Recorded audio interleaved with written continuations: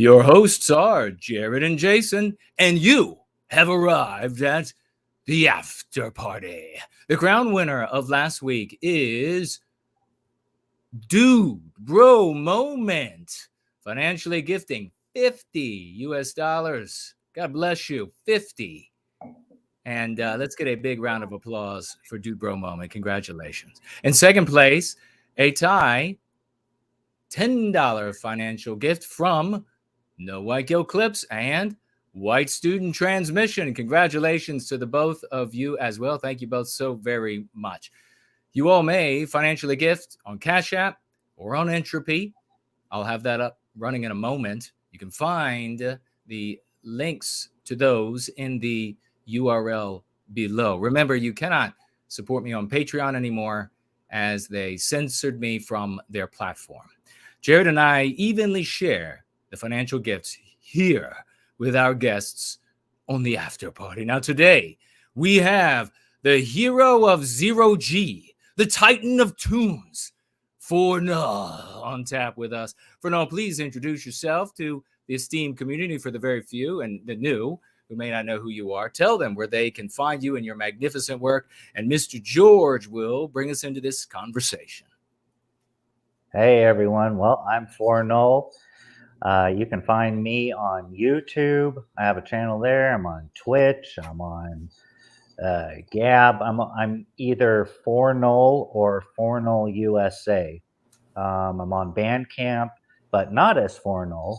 That's nullland.bandcamp.com, and that's 3 L's.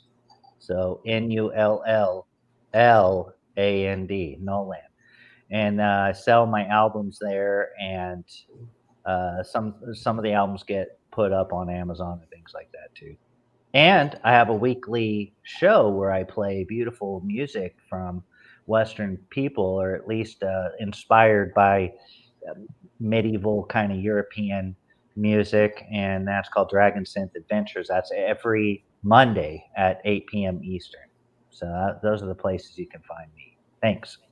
Yeah, and today I just want to say quickly, of course, we are celebrating ForNull's magnificent album. And to do so, I have done a bit of decorating in here. We are in space. And that is, you're looking through a giant window behind me at space. And you may see stars, some closer, some further away. Wow. That's cool, man. This is where we are. We're in space, ladies and gentlemen. Maybe we'll definitely play at least one of ForNull's songs from this magnificent album as we go through the conversation. But Mr. George, take it away. Well, welcome to the first tap from space. We've had a lot of firsts, and tonight's episode is no different. But ForNull returns. As Jason says, we're celebrating his album, A Promethean Space Saga. And I think Jason and I each have some questions for Mr. ForNull. And of course, we'll keep an eye on the chat. So please get your questions in as well if you're listening live right now. But first, just to kind of set the scene, ForNull, I'll just turn it over to you generally about what your thinking was and inspiration was and your goals were in making this project. Okay, well, I mean, when I first started, I had no clue it would turn into this. It was just a synth song. I was trying to figure out how you make synthwave, and then I wrote the lyrics, and it kind of had some elements like what would you call it, like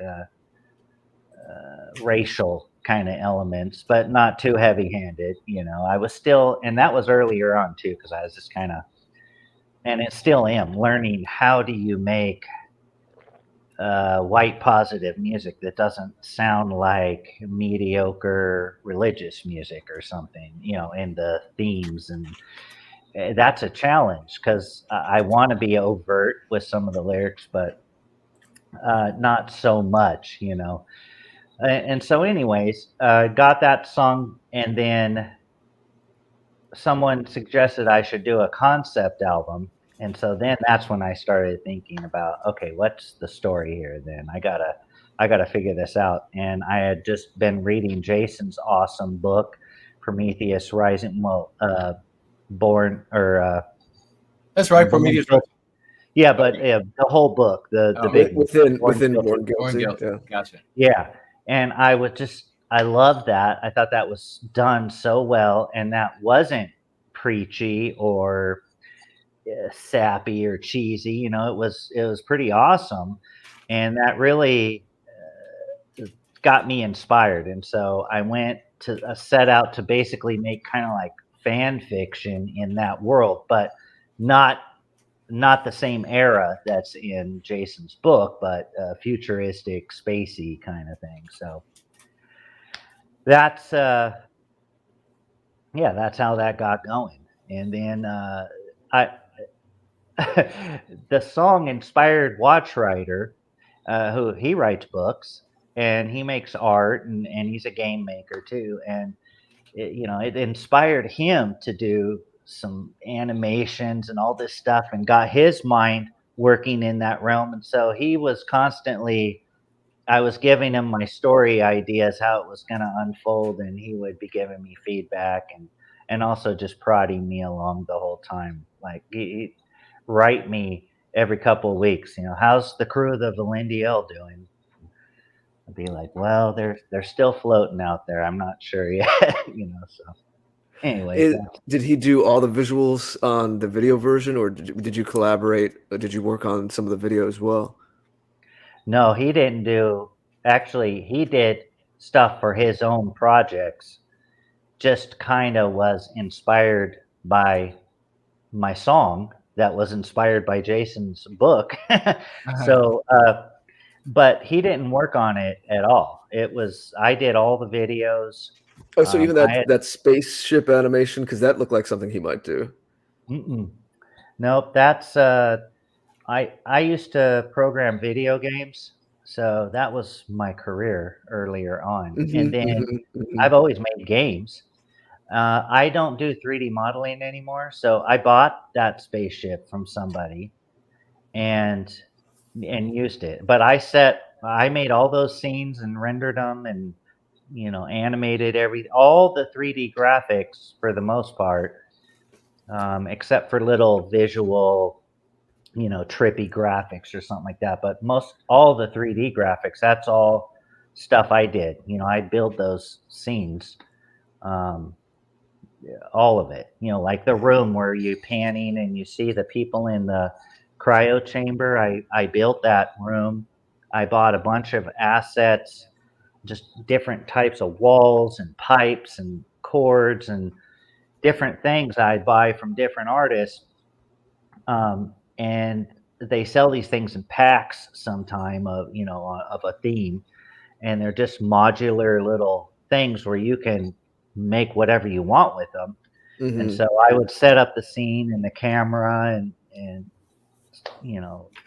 render it all out. So it was a lot of work, but it's super fun. So wait, you're saying you actually filmed? I thought you were saying that you're modeling this all virtually. Yeah, but when you're rendering a scene, you have a cinematic camera in the virtual world, and it's simulating all the things that a camera does. It has you're directing it. Focal length, an f-stop. It has an aperture size. It's a virtual camera, and that's why some people who are really good at it can really make it look like cinematography, regular film, not computer. Yeah, this is cool. We wanted to kind of start broad and get a little more of your history. Obviously, for anyone that knows, this is not ForNull's first time speaking to us on these shows, and it's all archived on our site, theafterparty.tv. But I was, of course, wanted to ask you about some of the musical influences, but since we're on the visual side, let's stick with that for a minute. Well, I was going to ask some of your history, but before I forget, because I might forget this if I don't wedge this in now, it's a little out of the blue.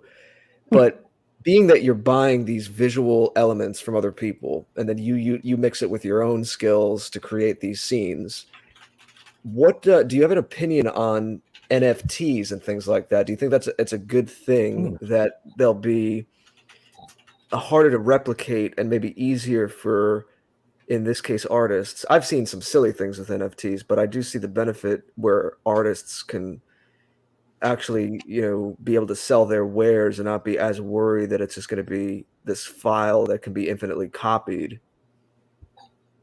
Honestly, I haven't thought too much about those. I know about the NFTs, and I've been on the site, where it's got all the pictures and stuff, and it's basically like a Bitcoin in a way. It's just a hash code sort of that's unique. And I don't know. I think the market right now for artists, if you're a good artist and you can make good art assets, and you know how to make it work with the different game engines, I don't think you're going to have any trouble selling it.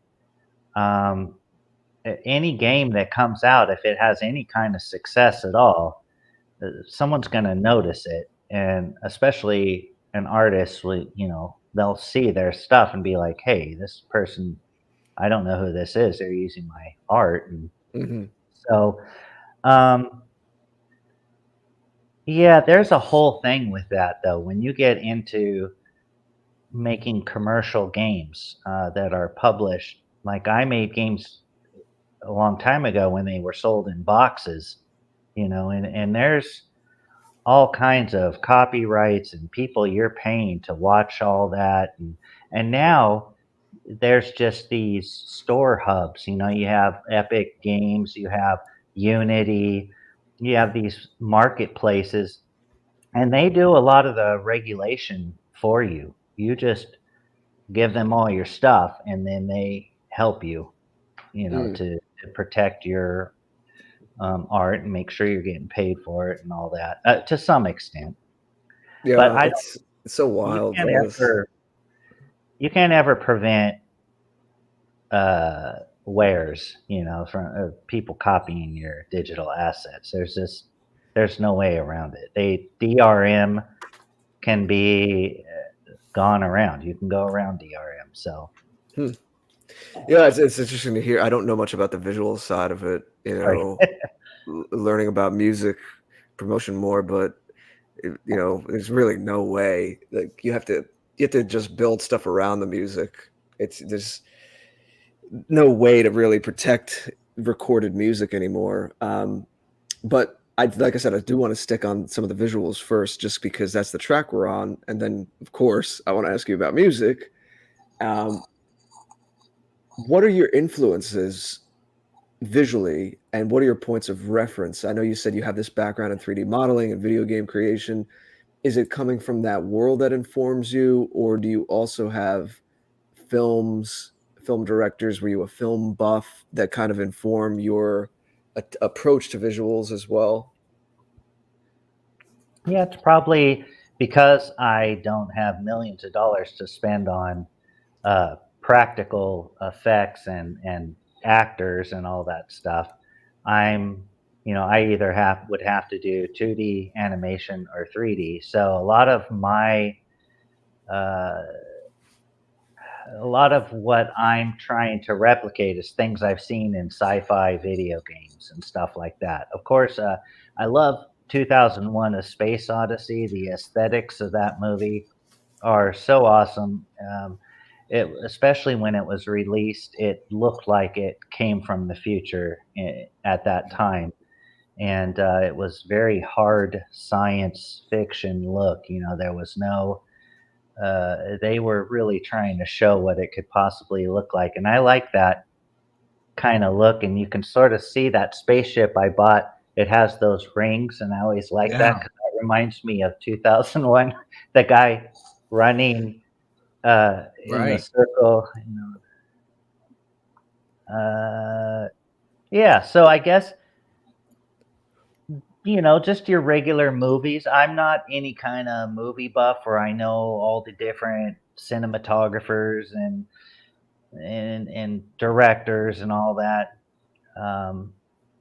But yeah, just all those things. And then just whatever I can do. I can't do my perfect vision. I'm not capable. I do too many different things to be able to just whip up this perfect thing that comes from my mind. So it's more of a process for me.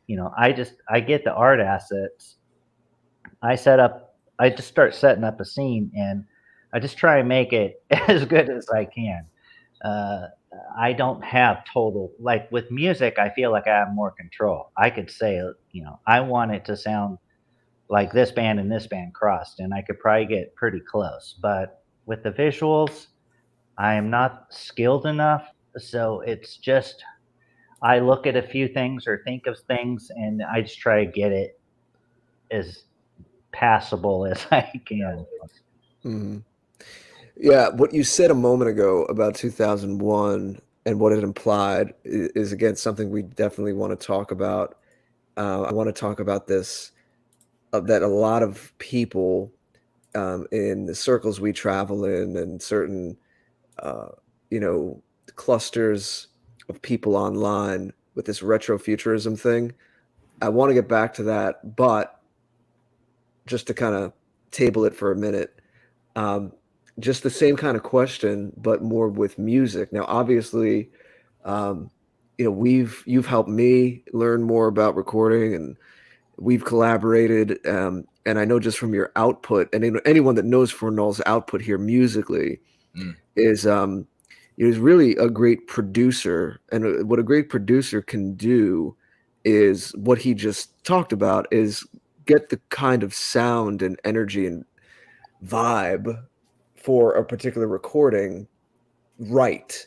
And he's a songwriter too, so you've made a lot of different kinds of music in widely different genres, um, Mm-hmm. which is very impressive and really interesting to me. But Yeah. particularly for the type of music that is in this album, that's more electronic. What are your points of reference there? Bands or artists, and particularly this whole thing with like the 80s having a certain hold on a lot of people's imaginations. Are you a fan of a lot of 80s electronic music? Are those points of reference for you? Yeah, they are. The whole, yeah, that album, the music inspiration definitely is 80s, but trying to bring some modern elements to it. But it is a retro 80s kind of, there's post-punk elements, there's almost a goth type of vocal style in some parts. Yeah, There's dance music elements from the 80s, synth pop type, new wave, all those kinds of things. And then I keep up on music too, even though I'm an old man at this point. I still pay attention to all kinds of music, and uh, I like I look for good underground music. I don't generally listen to anything that's popular, not because I want to be cool and underground, but I'm not as interested in that as finding independent artists who are really good Mhm, and mhm. making and and it's hard to pave new ground to be a maverick with music now because when synthesizers became popular, that opened up all kinds of new realms of possibilities. But we've had that now for decades. I don't, there's not going to be any kind of new music making device that I can imagine that's going to revolutionize music like we had.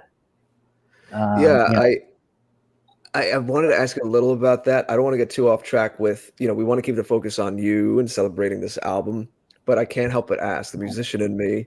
I hope the chat doesn't think we're nerding out too much on music here, but I have to ask you, Forno, because this has been on my mind. I was just emailing someone last night about this. after doing some thinking myself and like you trying to delve into things going on cutting edge right now.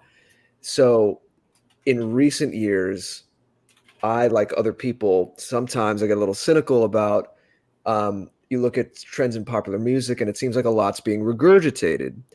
But I've kind of reconsidered that, and I've heard some new things that have changed my perspective a little bit.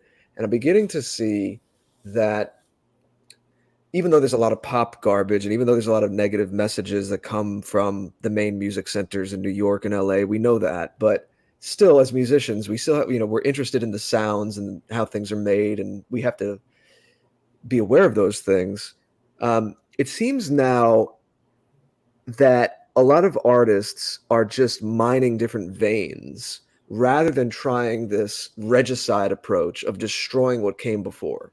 So like you were saying, in the 70s, once you got to the late 70s, the new wave and the punk, they hated the Beatles. They hated Led Zeppelin. They hated what came before them. They wanted to destroy that. They wanted to be something totally different. And we kept seeing that the different decades in the latter part of the 20th century and the beginning of this century, there was this kill what came before. Now, people, especially our people, are always interested in innovation and pushing the boundaries. That's not going to go away. But I feel like there's now this thing where there's this respect where all these different genres, rock and roll, funk, R&B, punk, all these different things and the different subgenres within, they're all these, like, there's an established canon and history to all those different genres. And now you might have artists who do this thing where it's a classic rock sounding band, or if it's like Bruno Mars is doing now, like more of a classic funk R&B thing. And it's not so much like you're just repeating the past, it's just that you're mining that vein. So I think it's kind of cool, actually, that kind of anything goes now. Like a new band like Greta Van Fleet could have this totally classic rock sound, or like Bruno Mars can do this old funk sound. And everything's on the table. It's kind of this smorgasbord, and it's not this pressure of, well, if I love this genre, I want to have a band or be an artist in this genre, but it's not cool right now. I feel like that's actually opened up, and I actually think that could portend some very good things for the direction of popular music in this decade. And at the same time, there are some artists that just combine it all in a new and novel way that's undeniably of the moment. You hear certain records and it's like, this could have only come out very recently in 2021 or 2022. What do you think of that? Well, it makes me think about a lot of different things. One thing I was thinking of while you were talking about that was how musical sounds, instruments, there probably was no innovation for hundreds and hundreds of years. And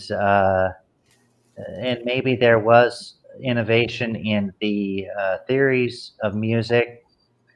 A lot of it was just established and the same for a long time, and they just kind of, to us now, we listen. If you just listen to 200 years of music, it might just all kind of sound the same. But I wonder, to them, was that so many different, were they more in tune with the subtleties of the different styles, yes, right, and things like that? And now, because we have so many a myriad of ways to make sound and to record and produce, and you can do it all from your laptop, sitting at the beach or whatever. I feel like, yeah, there is a mining aspect to it, and it's just an endless, like, we just have an infinite mine, though, to go through. And even if we went in 200 years on the 50 genres we have now that we could tap into, or whatever there are, there's probably 20 at least genres of music at the top, and then you go into the tree under that and there'll be a million other subgenres. Yeah. And it is mining that, but just picking up a guitar, when I pick up a guitar and I play a song, or if I listen to one of my favorite musicians play a song that someone else wrote, when he plays it, it sounds like him. Just the millisecond difference nuances and the way he might palm mute here and play this part open or strum this part when it's an arpeggio when the other guy plays it. There's just that makes it a whole new thing to listen to. So just with the same song with covers, you can get all kinds. You could do an album of covers of one song and it will be interesting, if you get good. So That's the personal think element. about That's the that. mark of the artist. Yeah. Yeah, so the mark of the artist with this infinite mine of genres and ideas and yeah, I think it's still new. It's when an artist or a group of people set out to record something, if they're good, if they're in tune with their creativity and they're inspired when they're doing it, then it's generally going to be good and it's going to be unique in its own way, even if it's a cover song. So I don't know if I really answered your question, but I No, kind of talked around it. it wasn't a direct question as much as just opening up for any kind of thoughts, web-like. Um, Yeah. Now, having said some of that, I want to begin to get into what I was indicating a few moments ago about this retrofuturism thing and get back to some themes, and then we'll get to connecting it to the book specifically, and Jason will have some input and questions as well. Okay. But yeah, because we're talking about this certain sound on your album that does have this synth wave kind of thing, 80s sound. This is a conversation that comes up somewhat often in why the 80s in particular has a hold on some people. I don't even think it's entirely now people who were alive in the 80s, because you might say there's a comfort of being a kid and there's a nostalgia, but I feel like there's still an appeal to it now, even for all kinds of people, even if you're born after the year 2000, um, like the young Gen Z.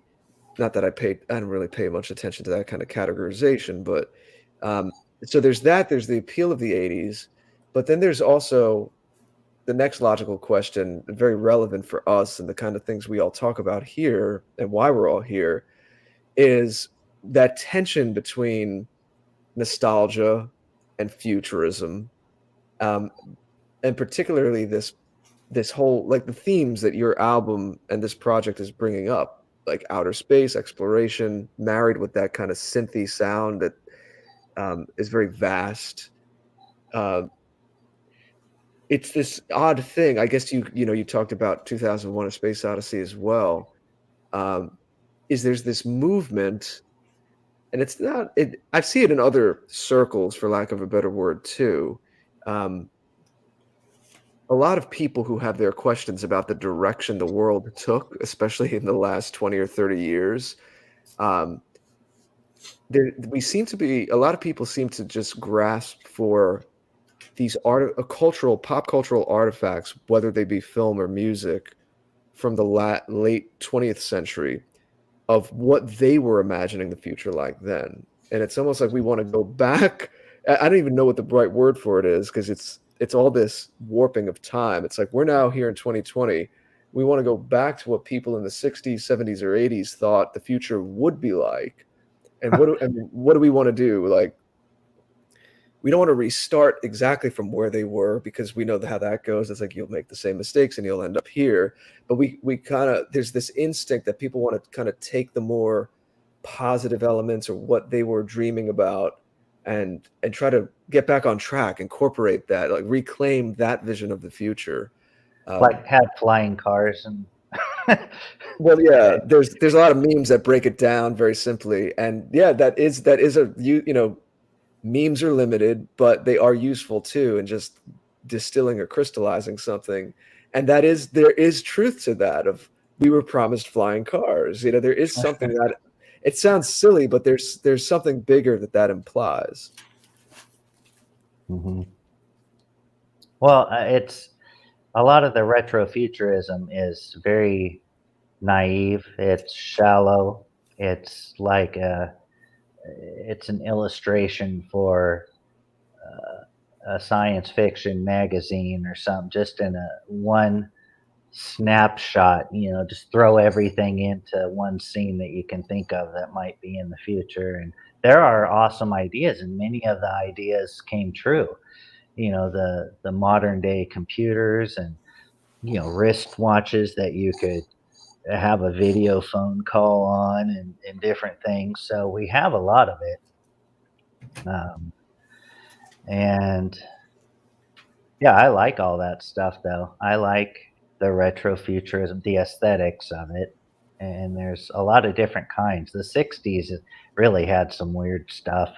Oh, You yeah, know, with the big, and the cars of that era sort of mimicked those drawings, you know, with the big fins on the side of the Cadillac and all that. You know, cars were always a big part of that retrofuturism. It's like, what's the car of the future? Yes, yeah, especially because it was a newer technology then in the 50s and 60s.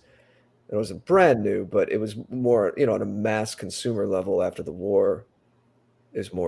Cars were more ubiquitous. And music of that, in those retrofuturistic movies or whatever, the music, it never was that. Like, it was just all, you know, you know, or like Star Wars, you know, or like theremins in 1960s sci-fi soundtracks. But then you compare that to, you know, the hardest, most well-produced dubstep or some really futuristic music that's just on the cutting edge of production and technology and everything, and it just looks so naive, and they could never predict that, you know, what it was going to be. Yeah. Did you have any thoughts on one of the things I'd mentioned there, this evergreen appeal, it seems like, at least, you know, the last few years, but relative to internet years and internet scenes of the 1980s. Oh, the 80s? Yeah. Yeah, especially because your album, again, is the visuals and the sounds are very, as you said yourself, a big reference to that, and it's pulling from that vein, as we were talking about before. It is. There's like 90s and 80s influences in that, and yeah, I like the 80s. The 80s is a weird, quirky kind of era, and there was lots of great. It's kind of when we went from that post-punk, where synthesizer, either your Tangerine Dream or Jean-Michel Jarre with these epic synth pieces, or the regular pop band who just, you know, did do with the guitar, like the Talking Heads or something like that. And the 80s, it's like it just all opened up, I feel like, and started just heading out into new ground. But what I think is funny about the 80s, and there's a lot of good 80s music that I love, like Depeche Mode. You know, I thought I don't know anything about their politics, but their music and their production was really interesting, especially when I was younger, and all the goth stuff I really like, and the metal, of course. But I wanted to say something, and now I'm forgetting what I was going to say. It was about the 80s. Shoot. Or anything about why it might appeal to people now who Dang it, didn't even experience it. Yeah. What was I going to say? Well, I lost it. We'll get back. It'll Yeah, come but back. anyway, I do like the 80s. It's great, and the 90s too, because the 90s kind of was the mature 80s as far as music goes, in my mind. You know, a lot of the ideas that were rough sketches in the 80s. Oh, I remember now. Well, I'll finish that sentence though. Became, you know, more developed, more serious in many ways. One thing I think is funny is the 80s, the music of the 80s that the kids were listening to and that was being played in clubs is not the same as this retro 80s music that we hear today. A lot of the stuff we hear today is in the 80s, there would be TV shows and movies, and these people had no clue what the scene was at clubs or anything. They couldn't even figure out the formula for the music. So they made their own version of it. And that sound became a lot of what synthwave and chillwave and vaporwave uses. More soundtrack. Well, yeah, but it's like it's an attempt to copy what the stars of 80s new wave and synth and all that, what they were doing. They tried to copy that, and you'd see on TV like the punkers had wigs with purple mohawks, and no one looked like that ever. The punkers looked cool. They actually looked pretty neat. And Hollywood and the TV, they would portray it in this total, they just got it all wrong. And the sound of that, to me, is what became all this 80s retro music.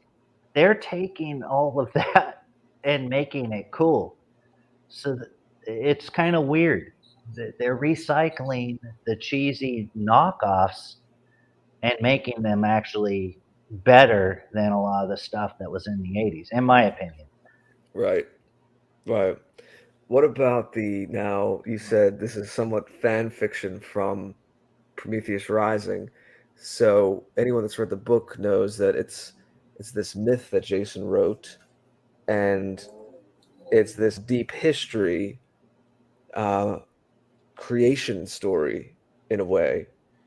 And then how did you take that from like that's mostly focused on the deep past, and that's only towards the end that it implies that there's something in that world that is connecting to what we experience today, and then placing that into what we would experience as the far future. Well, the future to us could be the past for some other civilization. So we're not all on the same technology level if there are other life out there. But but to answer your question, Jason's book, the way it starts out, where the gods are going from planet to planet, and you know these different planets are like little sandboxes for Prometheus to do things, and then the other gods kind of will catch up with him and play with the toys he's creating. And of course, they're getting more and more jealous, and they want to take possession and ownership of it, and to the point where they want to stop him and just control whatever he made. They can't allow him to continue just to be free and keep doing this. And those journeys through space and all that, that's kind of what got me thinking, like, okay, well, after all that's done, Jason didn't tell maybe 20,000 stories that happened on all these different planets. And maybe afterwards, in the far future of this world, they're going back and finding these lost things that were made. And so that's what happens in my story is they're in the far future, and they're just a group of people who have to leave their planet. They wait too long, but they have enough technology where they can take off. And then 100 years later, they have to travel, you know, because it takes a long time to get across space. And So they finally arrive at these places that were left behind. And one of them's influenced by Gorthang, who is the bad guy. He's the villain. And then the other is left with this essence of Prometheus. And so that's, where they end up landing and making their home. So, yeah. So that's really, it's so fascinating. So folks might not know, and certainly people watching this, if they're brand new during the time that we're live streaming here, might not, but certainly folks who watch the live stream afterward, they might not know that you have created here an album that has a story to it. So the songs track this story that you're talking about. And you just told us about how you came together, the idea came together for you. And I guess that was after you had created the first, you were trying to write the first song, is what you're saying, wrote the first song. And then that's when you said, okay, this could have a great story to it. And then you went ahead and built this out. And it's been a long time and a lot of work coming, folks, for ForNull. So let's give him a big round of raucous emojis and celebrate this guy when you get an opportunity, when you see him out, pat on the back. This is the kind of stuff that we need to be doing. And it's not just a matter of, some folks say that it's not political, it's cultural. Yeah, it is cultural. We're continuing to create culture, but it's social. We have to be spreading it. We have to be bolstering each other. We have to be patting each other on the back. You have to be buying this album, even if maybe you think the album has the greatest songs ever. Maybe you only like country music. It's the kind of thing that somebody invests that amount of time, that amount of intelligence, that amount of talent, as ForNull does. And that's where you step up and you throw some dollars that way as a thank you. And so we're really impressed with ForNull. He's a great gentleman. Very excited about this album release. I think just so we can encapsulate for people so they know what we're talking about. ForNull is this multi-talented guy, very bright, very educated, and he's served White Wellbeing in various ways. And he, at the same time, is this magnificent musician. And he then created this. So the guy's also creative. Created this music. He creates, as Jared George has been talking with him about over the beginning whole part of this tap, is understanding music and influences of music and what he wanted to do with the music and where he was going with the music. And so you can see that he's got like these great many talents just within the genre of music, if you will. And so he creates a very specific set of styles. He sews them together. He makes them into a story, and then that story and those songs are the album that people can acquire, and they should acquire it rather than just. It's great. I mean, check out the songs and free, of course, but acquire the album and pay this guy back for his time and thanks for his service to White Wellbeing. That's the right thing to do. That's the social thing that we have to do. The anti-whites, they hold big award ceremonies for folks. And if they didn't do that for their people, there wouldn't be big award ceremonies. We certainly wouldn't be celebrating them and handing out awards to anti-whites. So we need to be doing that for each other. That's the social side of it. And it's every bit good idea. So did I encapsulate that right? This is an album that has a story to it, and you tell the story as you just articulated from where you pick up the story to where you end up going with the story. Does that sound right? It does. Yep. Okay. So folks, and I like your idea of eventually we should have an awards show of some type and recognize all, because we have so many great people in our community, talented people who've worked hard on their skills. And I also want to say what you were saying. People have reached out to me. I've gotten so much support from people. So since you brought it up, I'll take this time to thank everyone. Thank you if you bought the record or just wrote me and said you loved it or commented on the video. That means so much to me. It really does, because I do work hard on it, and I don't have $1 million budget or anything. I just do what I can do and put my heart into it. You guys are so cool back. It does make it all worth it. I love our community. Yeah, they're great people, and they make me feel good, for doing it. So That's great. I'm glad to hear that you're receiving some good positive feedback from people. It's Definitely. the white thing to do, folks. Come on, it's the white thing to do. Now, I'd like to. I have downloaded your video that you made, folks, and the link to that video is in the description below, and so as the YouTube channel for ForNull. You can find both of those below. But I downloaded that whole video. Is there a song in there that you would think would be perfect for right now? For right now, I can pull it up on the screen, and then you can tell me where to go. You could just play the first song. The very first song. Yeah, I mean, it's not super pounding or heart pumping or anything, but I like that one, and it's easy to get to. We can do that. Here we go, folks. Thanks.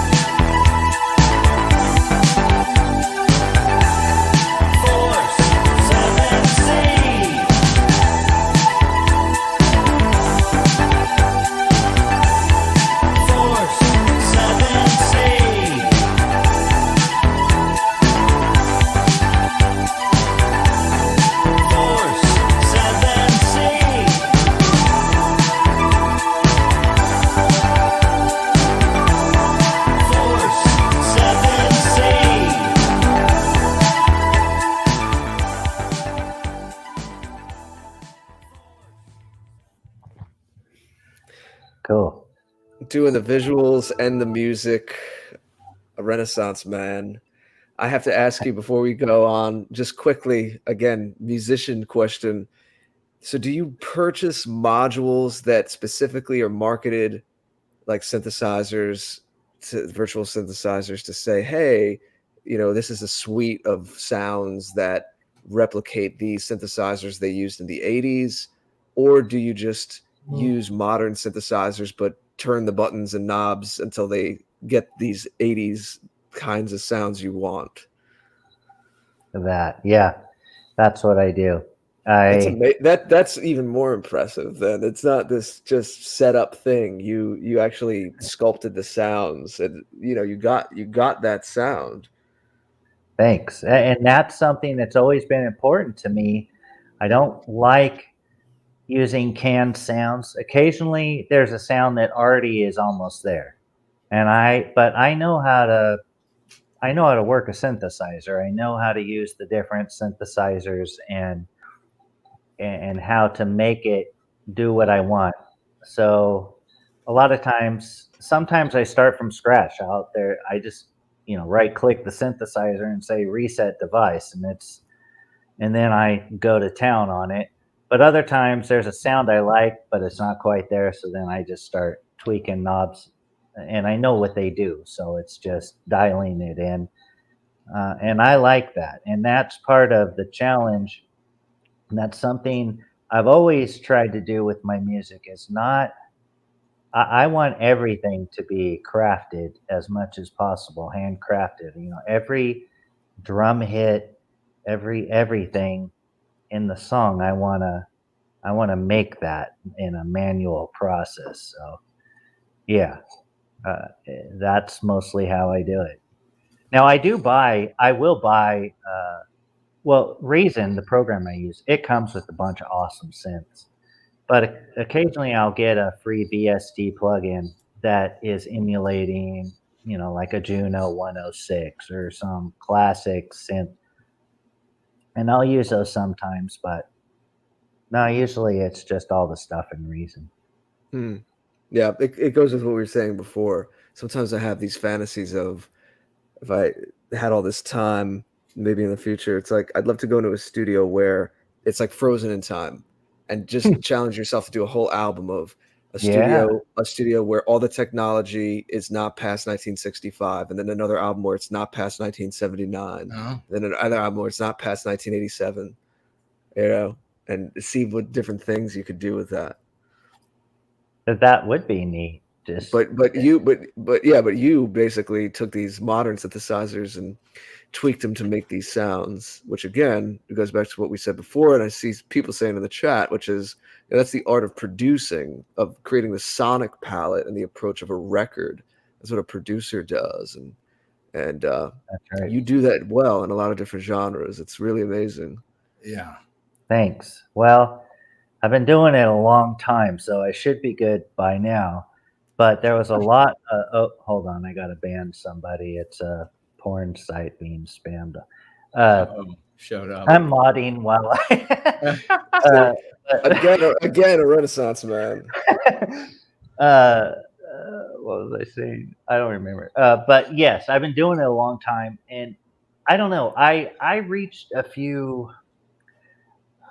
Like the ceiling of my ability, and it took me a long time to get past it, because it wasn't just reading and learning from other people. There are conceptual leaps you have to make at different points to level up, to go to that next tier, and it's all in your head. I think it's not you have to work some buttons some way, or it's really it's in your mind. You have to just open your mind to hear things differently. I don't know. And it happened recently while you and I were working on our collaboration. I was kind of having a breakthrough, and I'm excited to see what I can do now with with my new understanding, because I want to just keep getting better at producing. I want to make stuff that just sounds so massive and amazing, just high def everything, and everything's, you can just, it's not some closed up in your face, you're in a closet with all this sound hammering you. It's a big open space, with lots of headroom and a deep bass and great stereo imaging and just all these things that I aspire to be great at when it comes to production. And it's like every song is a new opportunity to try out things I'm learning. Yeah, that's why I love listening to music on our headphones. I encourage everyone who's a music lover to get a good pair of headphones, because I always have the best experiences really when I'm under headphones, and that's that when you get into a whole world like you're saying you want to create. And it's beautiful to talk about inspiration and collaboration too, because when Eye to Eye, the song we did, came out, I acknowledged then, so I should acknowledge now as well, since you said us working together push some of your production stuff. Yeah. You giving me some of the initial music ideas had me discover new things in my voice and push new things in my singing, and I hit different gears there. So yeah, that's a beautiful thing about collaborating and mutual inspiration. Yes, that's something that being a solo artist, I miss, because I was in a band for most of my life, different bands, and I relied on my other guys to do their parts. And a lot of times, what they came up with for their part is what made the song great, even if it was me who wrote the framework for the music. That's why I love doing the collaborations with you and everyone I've done collaborations with. Speaking of collaborations, I got my FNK shirt on, which is ForNull and Candro, and I really like collaborating with that guy. We have a good work relationship, or whatever you call it. We gel really good together, good chemistry. Excuse me. And we're working on a song right now, and it's sounding super cool. You showed me your song that you were working on, and I was so blown away by the production. It's just, it sounds so pro. And speaking of, a wide, That's because a professional mix engineer is working on it. I'm not a mix engineer. well, and it shows that you had a professional, because it sounds so good, and that has inspired me with this project. With Good. so, it's like a reference for me. Yeah, well, we're teasing people now because we're talking about stuff that's unreleased. That's so right. we're inspiring each other behind the scenes right now. Yes. But I'm glad to hear that. Oh yeah, totally. Yeah. Well, this is a really important element. I was going to ask about this here at the end of the show. A couple of very important topics to ask of ForNull, and you both have perfectly addressed it, and that is the importance of inspiring each other, and on the flip side of that, taking inspiration from each other, and then the connected idea or related idea of collaboration. And you can take inspiration, and you can see the work of another, as what happened here with ForNull looking at Prometheus Rising, Take Back Your Destiny. Exactly. And that inspired him to create this magnificent album with this great story to it. Everything is so original. Every song is fun, is interesting, but you can also have collaborations at the same time. You have to be, and this is you're seeing this in both obviously ForNull and Jared George. You're seeing the humility to be able to take inspiration and then move with it, and not try to hide where it came from. What would have happened elsewhere if ForNull had not been a great guy, a classy guy with a good character. He could have very easily been inspired by Prometheus Rising and then written something and totally changed everything in it to make sure that no one ever knew that he had been inspired by Prometheus Rising. That happens all the time. We can't do that. being able to give inspiration, take inspiration, and then to collaborate where collaboration is possible, creates those intricate webs. And it's something that, and those intricate webs are strength to a people. It's something that other races seem to do very well, but ours struggles with. And so that's something that in the white positive community we have to be doing. ForNull is a great example of that. Another thing that he's a great example of, and you can take right to the bank and make part of your life, is that you can see here today that this man has been and will continue to be an eternal learner. He is absolutely craving more information every day, but not in this sort of shiftless way that you see in many of these people who feign to be academics. He gathers information and then implements it like a true man of the West. And for that, I'm very honored to be able to call him a friend and a hero in the white positive community and service to white well-being. I do want to ask you, brother, about your thoughts on, while folks get together there, because we've run here to the end of this magnificent tap party. And so get your questions or comments in, any financial gifts, get them in now. I want to get ForNull's thoughts on the importance of music to a movement, soundtrack of a revolution. How important is it to have a music for your movement, or music in general for your movement? And what would it be like without any music for a movement? Would it even be possible? No, because music is so great at communicating feelings and concepts that are sometimes outside of what words or images can communicate. You listen to a metal, and I won't go too long, but you listen to like a really awesome metal band that's just hardcore aggressive, just dudes like, and if you let that take you over, you feel it. They don't even have to say words. It's doing something directly to your brain, and all the different kinds of music, beauty, serenity, wonder, all the things you can feel. Music can it can communicate those things, and it can attach them to ideas in the words and then with imagery, and it's very powerful, and not only just as propaganda, but for entertainment, for just edification of your soul, just making you feel okay when things are going crazy, and you listen to something that pumps you up and you're like, all right, I'm not feeling anxious anymore. So I think it's super important. It's like food to me. I need music. I don't listen to it all day long. It's like I don't eat all day long. Well, some days I do. It's pantry a lot of times, but anyways, it's I think it's very important. I wanted to say before, in case I don't get to say anything again, I love the stars and all that stuff. That is so cool. Thanks. Man. Thank you. So that is just awesome. You talk about classy, cool guys.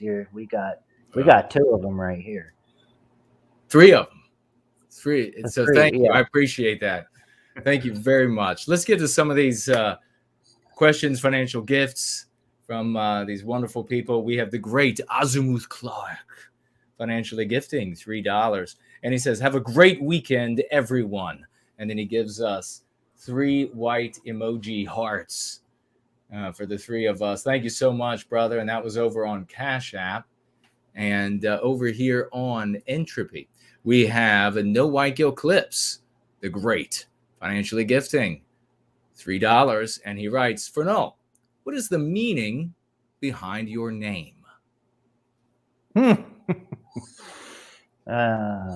Well, that one's hard to explain. Someone's asked me that before on my Dragon Synth. And also, hey, Azimuth Clark, he's a supporter of the channel. I see him all the time in the chat on my show.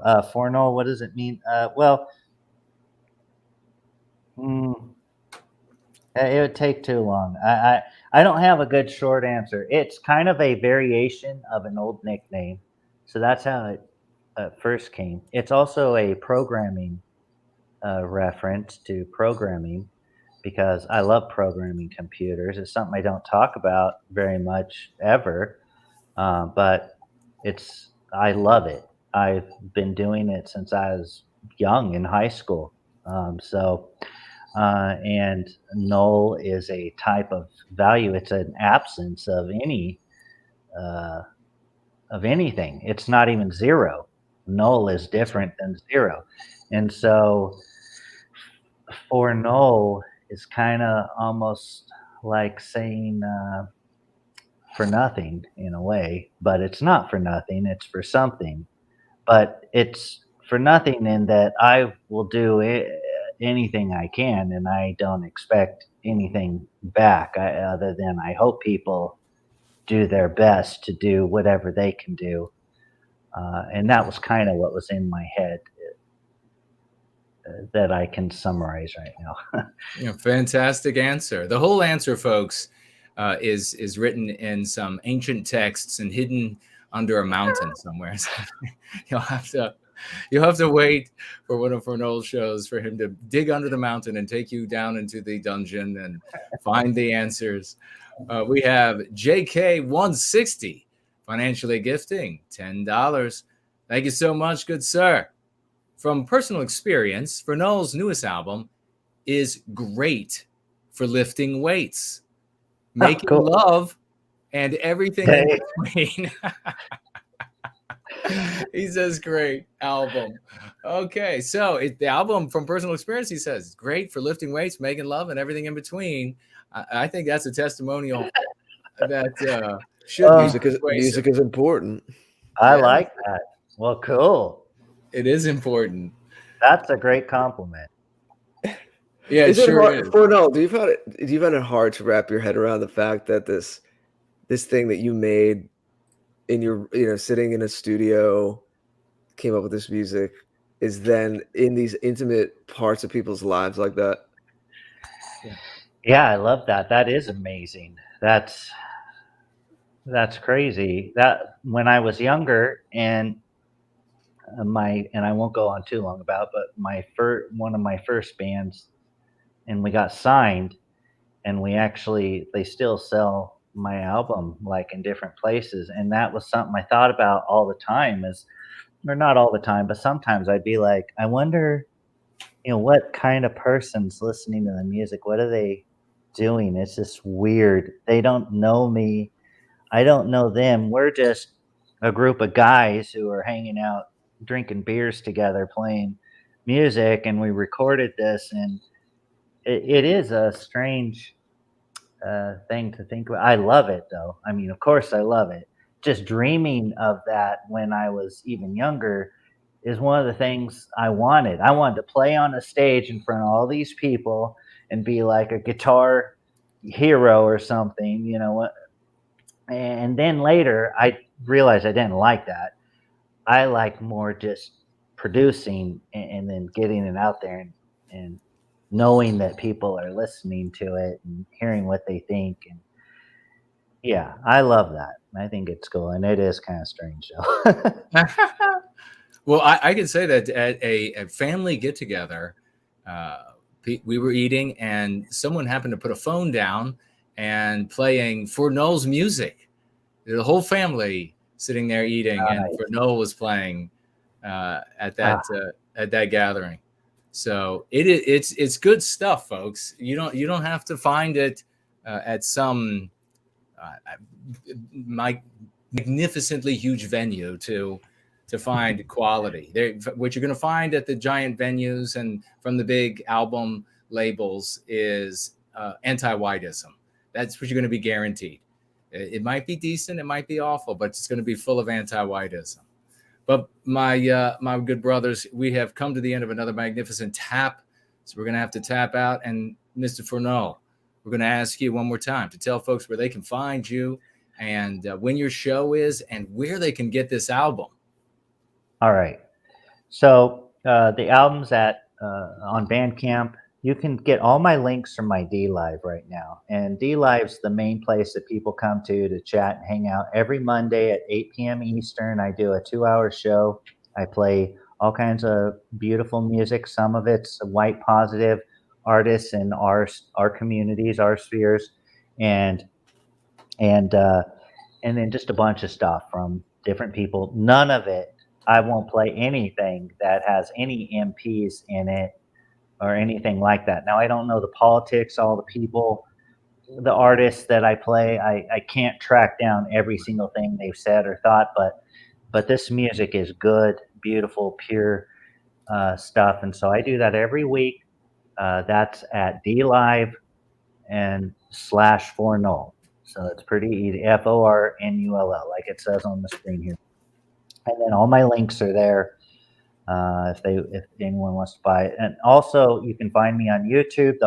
Most of my albums are on YouTube, or songs from them. The whole Promethean Space Saga is one big video. It's a half hour.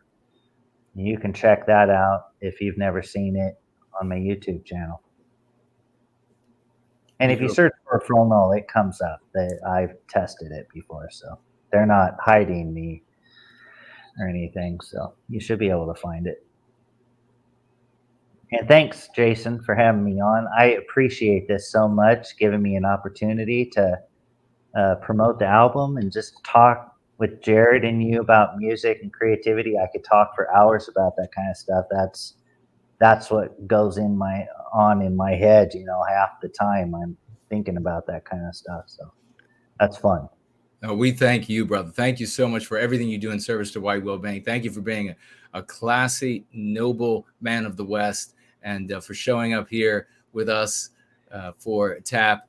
Mr. George, I'll just thank ForNull. I second what you said. It's always fun to talk about this stuff. It's near and dear to my heart. And like you, it's always some part of me is always thinking about this stuff and processing it, turning it over. And it's great to bounce off of you about all that. We appreciate everybody listening. Our love to you, and hope everyone has a good weekend. Until next time, I will give it to Jason to take us out. Yeah, all righty, folks. Thanks for being here, and everybody who was a wallflower, everybody who will be watching in replay. Thank you so very much. Check us out if you're brand new. Stick around, subscribe, and make sure you follow us over as well at the afterparty.tv. The afterparty.tv, you'll find all the work that we do loaded over there, and it can't go anywhere. The anti-whites can't just take it down. They can't disappear us overnight like they can everywhere else. So the afterparty.tv, you'll see everything that we do here. You'll be able to watch this stream again over there as well. I want to thank our troll slayer, our moderator, ForNull, who was actually while he was troll slaying. So you look at the talents of this guy. Amazing. It's absolutely amazing. He's making it happen, and we should all take inspiration. We should all take inspiration. But thank you all. It's been a wonderful, wonderful evening. Thank everybody who financially gifted, of course, as well. And we look forward to seeing you all next time on the